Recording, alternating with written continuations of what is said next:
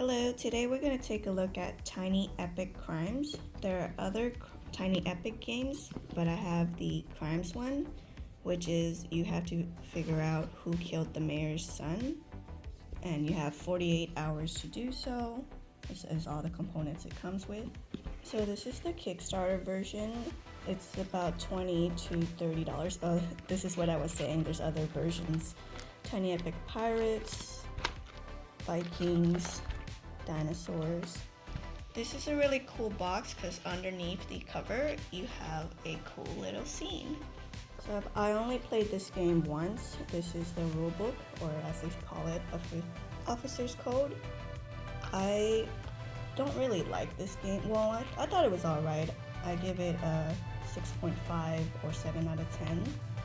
I thought I would enjoy it more because there's an aspect of this game which is like Clue, which is you have to find out who killed the mayor's son, how they did it, with what vehicle, what weapon. But it's different because there's a totally different aspect to this game. Well, so I don't know, I didn't have as much fun as I thought I would. And this is the quick reference guide. There's a lot. These are all the tokens for the game. So we have these stakeout ones. Some of them has different numbers ranging from 1 to 5. These are the cell ones. There should be 3. Oh, here. And I don't know where the other one's at. Oh, there you go. And these range from 1 to 5 as well. So there's black and white ones. And these are like timed events.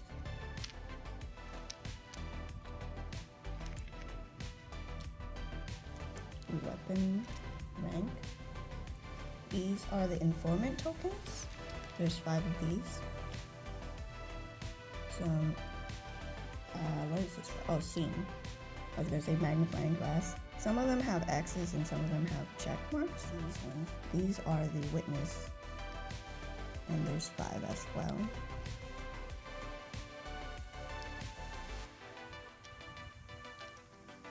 Oh, there's these little, I didn't notice these little tokens before. Okay, that's everything for the tokens. These are pretty cool. These are the dices. It's like in a bullet shape. And this has a cute little baggie. These are the informants. There's red, green, and gray. I mean white. Red, blue, and gray. Here are the cars and the people tokens. Green, gray, pink, and orange. And these are the badges. These are all the city maps. So in the background it's the same, but in the center it's different. So that's a hotel. It looks like a casino.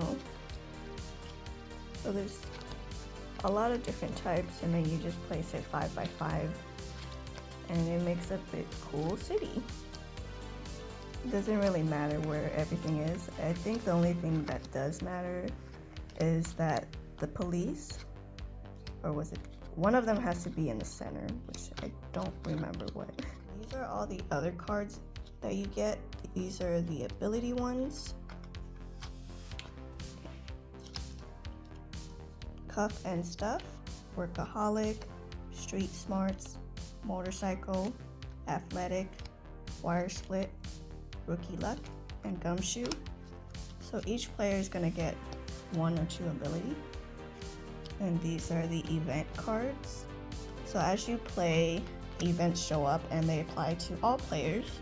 And if you don't resolve them, then the time goes up or bad stuff happens. And if you do resolve them, you get rewards on the bottom.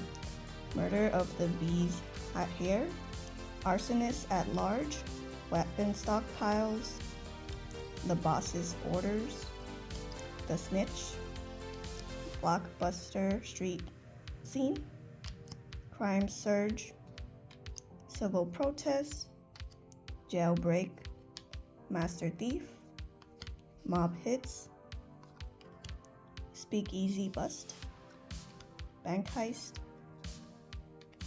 Big Deal at the Docks, Time Bomb, Unsanctioned Drag Racing, Public Fear, and Motorcade.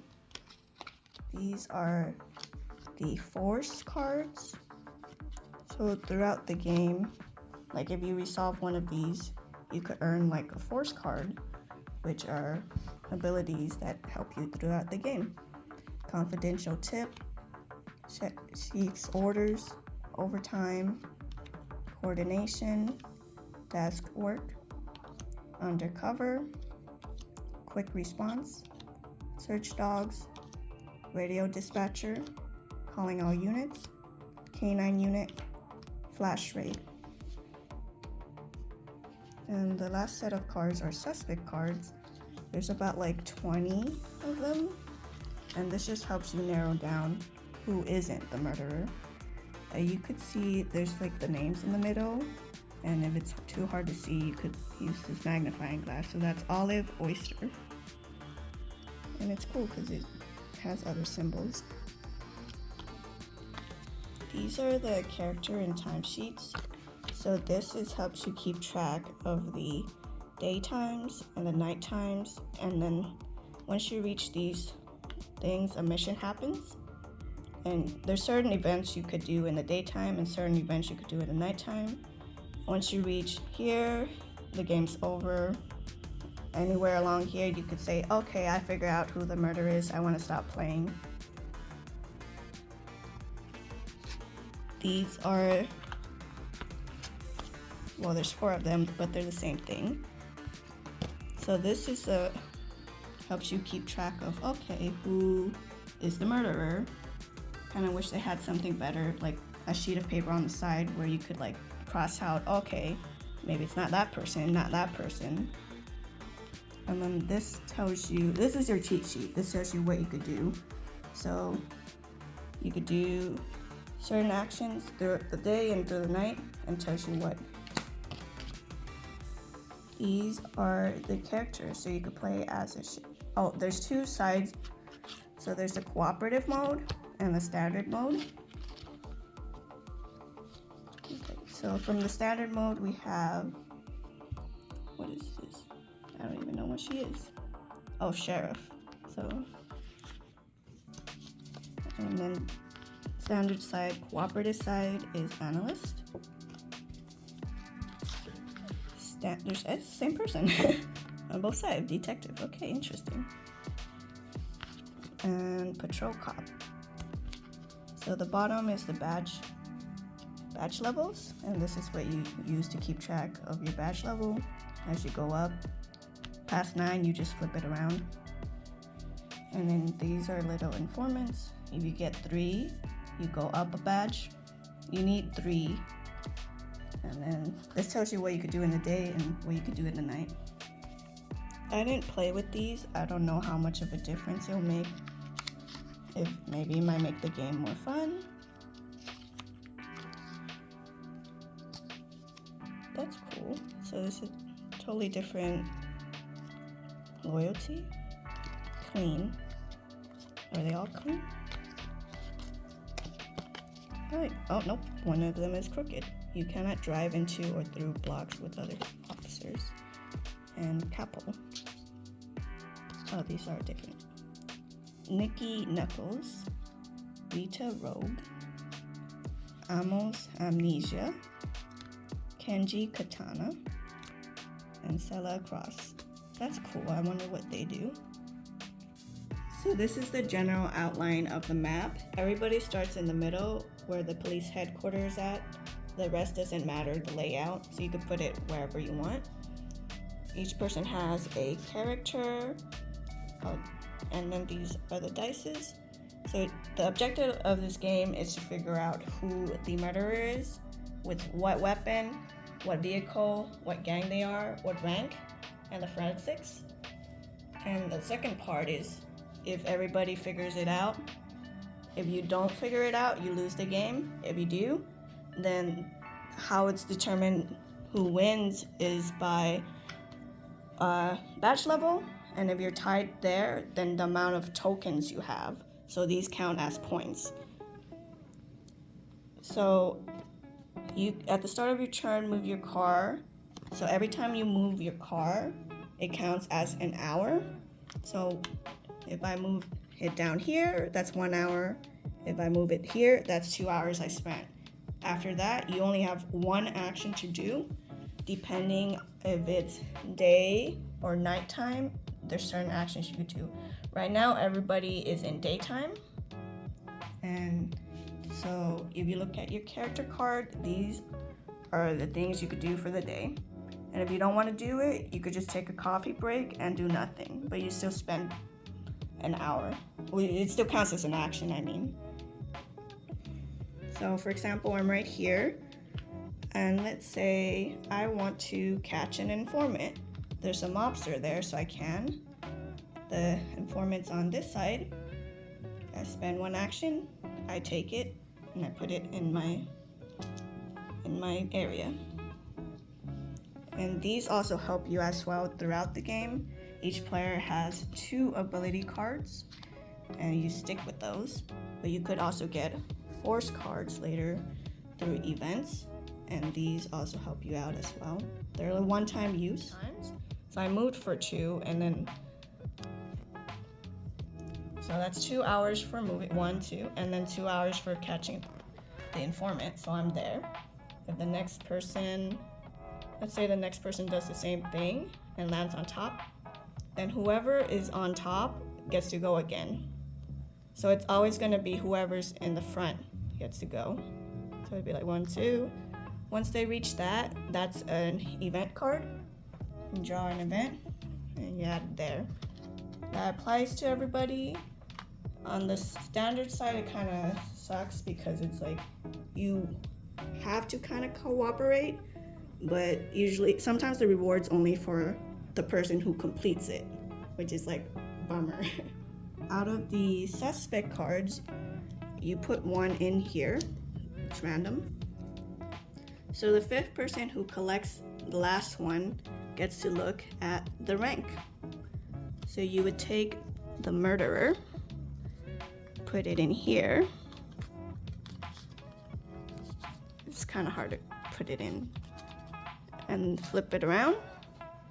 And if you can't see, you look at that. So that is, and I wish they had a paper so you could cross out, oh, okay, well, it's not. So the rank is one of the bosses. So you know you could cross out all the underbosses, so it's going to be one of the bosses. And you keep doing that to figure out who the murderer is. And then at nighttime, you collect these. 5th one figures out who the gang is. And don't worry, if you're not the 5th one to figure out who the gang is, the events could also help you out to get a clue on, oh, you could look at the gang. Once you collect one of these, you move up a badge. Same for all these other tokens. Some of them are check and some of them are X. Even if they're X, you still get it and you still move up 1. But you need 3 checks in order to figure out who, 3 checks in order to figure out the forensics. So the way these dice works and the mobsters work, so you're gonna roll it at the end of the turn.